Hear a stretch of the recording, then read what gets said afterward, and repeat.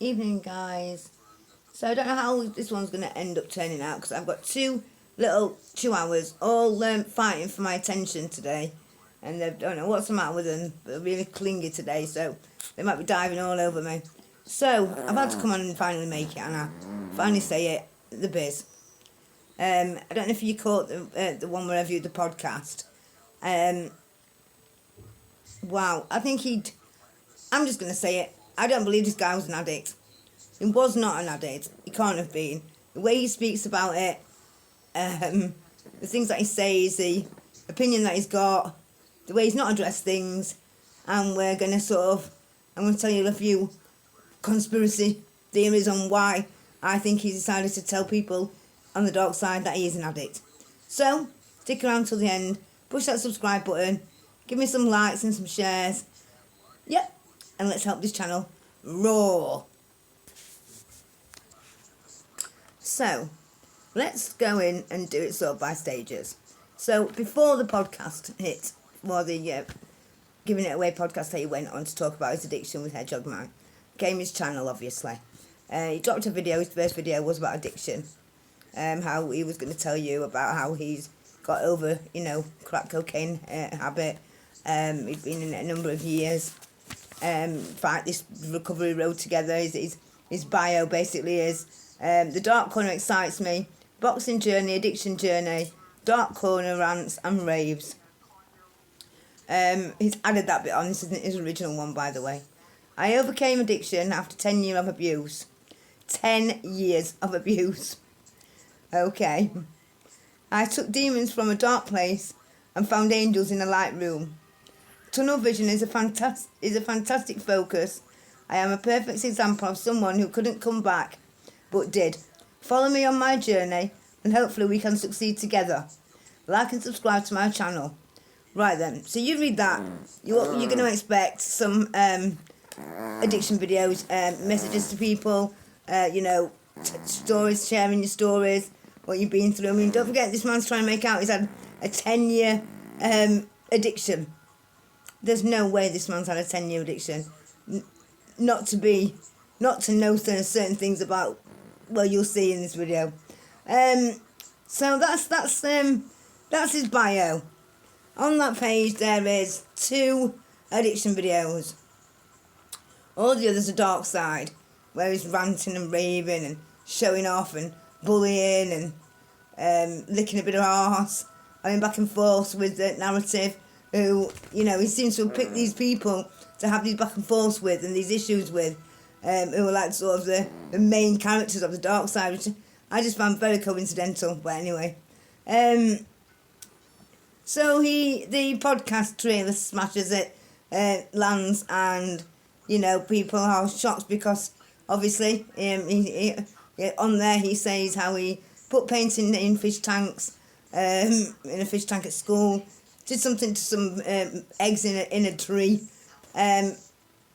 So people were making videos about him. Content creators were making, videos about him saying he's fucking weird, all this, that and the other. Now, I didn't find him too bad at first, because I was just looking at the addiction side. I thought anyone who's sort of overcome a 10-year addiction, gets my vote more or less.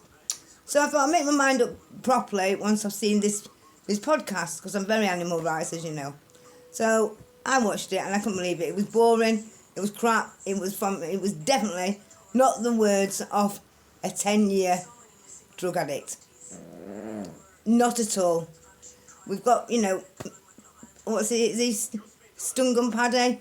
He's been in addiction, and you can tell. I have. You can tell. I'm actively in it, so you can tell with me, but. There's other addiction channels where you can tell, even if they're in recovery, that the way they speak about other drug users and the conversation they have about drug use and addiction and their opinion, you can tell that they have probably been, they're not telling lies, basically. So, when I've done podcasts in the past, for being on podcast channels, I've sort of done it, read the comments that's gone onto that channel and done a reaction, saying a thank you for watching and addressing the you know, some of the things that I spoke about on there, addressing comments, what people have put. There were nothing from him whatsoever. So this long-awaited podcast dropped with a big bombshell of him hurting the animals, and then nothing. And the things that he came out with on there, as I've briefly done a review on it, I mean, he said the first time he had it, he didn't feel it. He said he'd been sniffing all night, and the first time he had crack cocaine, he didn't feel it. I can't see that myself. He said, but the next day he didn't wake up and just thought, oh, I'm a smackhead, I'm a crackhead now, because that's how he speaks. I'm a crackhead now, I can't stop taking it. Well, you're not going to after a fucking night, are you, love? You know, fucking hell. Jesus. What else did he say? He asked for it at this party that he was at, and they were all like, oh no, don't give it him, it'll ruin his life. Can you really see that? No, I can't either do. He said that there's different levels of crackheads, and he wasn't the lowest ones that go and rob meat, and everybody, we're all the same. You're all the same, you know. Everybody's got different levels on what they're prepared to do to get money for them, to fund them. But it doesn't make it a lower sort of form of drug addicts. By far it doesn't. He said he knew people who would just go and buy 20 rock of crack, and would have a pipe of it and pop it back in their pocket and carry on with their daily life. And they would just have it in the morning, and they would just have it at night. He's not a drug addict. With that answer, he's definitely not a drug addict. Definitely not a crack smoker. 100%. He then went on to say celebrities live normal lives on it. You know, you can't tell with them. Can't fucking tell. Whitney Houston, bleeding hellfire. You couldn't tell, could you, Biz? You know, Christ almighty.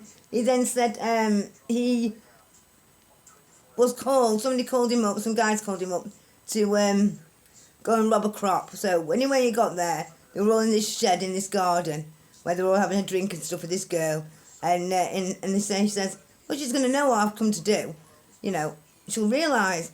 And they said, oh, we'll just give her some more drugs. So he stayed there for about another hour, and they all got drugged up. It's a bit of a wrong, and if you ask me, love that. But anyway, there weren't no crop there, there was just a bowl of weed. And helped himself, he took it, and he's like, is that all you want, guys? And it's like, oh, and the guy was asleep on the sofa, by the way, when he took this fucking bowl. I don't know what film it's out of. It's going to be a plot on the film. Long story short, the guy whose weed it was, sent his son round. They got him in the car. They said, right, we're going to smash your hands. And he said, no, don't smash my right hand, because I'm boxing now. So he put his hand out on a stone or a wall, and he smashed his hand and broke his fucking hand. I mean, God, is that not just too many gangster films? And then apparently handed in the bat and said, now go and see your friends. Oh my God, Biz, this didn't happen, did it? It didn't fucking happen. Tell the truth. Tell the truth. Then the other day, he was on a live, because he's doing lives now. He seems to, you know, do one every night, and a couple every 2 a day in a minute. And I don't want to speak ill of the dead or say anything out of turn, but you know, if he's not lying, then you know, it's going to be a bit of a sensitive subject. I do believe somebody has died, but I don't believe it was his close friend. So for 10 minutes at the start of this video, we only got 10 minutes of it though. And then it was, you know, everything was fine. We were talking about football and dark side again. He said that his friend of his had OD'd on methadone. God. We didn't know much and nothing about methadone, because you see, he wasn't a heroin addict. He was just a crack addict for 10 years. But he never was around heroin addicts. Heroin and crack go hand in hand, yeah? Some people do only take white, and some people only take B. They're very few and far between now, and, you know, but you would still be mixing around people who are on heroin, you know, whether you're going to school or having a little smoke with people, you know, they go and you might have a spliff to come down, they might have their heroin to come down, but you still mix with them and you still know them. He made out it was his close friend, and you know, people was like, you know, why would he be around heroin addicts if he wasn't on it himself? And all that doesn't really add up, because exactly, you know, why would he be around people who've got around methadone if you're not sort of in the opiate-based world? You're not going to be, but hey-ho. He's never mentioned it since, ever. So again, don't believe him. My conspiracy theory is I believe that he planned all of it. I believe that he came on here, wanted to start a channel, wanted to get, you know, all the views and subscribers like we all do. Some channels take off better than others. Some are still, you know, stuck on thousands like me, but, you know, you keep going. And it's not all about subscribers. It's not. It's about just making videos and the right people watching them that you can help if, you know, if you're offering some sort of help and message channel type thing. But, and I think he came out and he wanted to get into the dark side. And a lot of people on the dark side have had addiction problems, one way or another.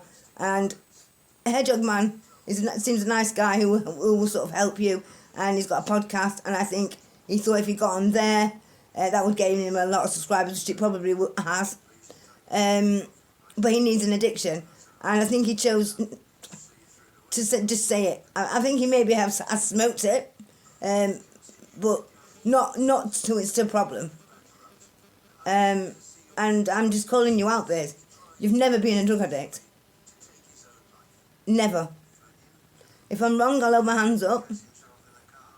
But you've not lived a life of pain. You've not lived a life of getting up every day and suffering and feeling that withdrawal and feeling that pull and feeling that loneliness and losing everything. You've never lived like that. And I don't think it's right that you're trying to make out that you have to people who are in recovery and people who are trying to get into recovery or people who have just had a shit fucking time. Because you're making out that you're going to do these videos and you're going to step back from the dark side and you're going to put more addiction videos on. Every single time do I ask you when the next addiction video is coming on. You totally blank me. You go over my comment, one, click the fucking love or reply, and you leave mine blank. How your friend was.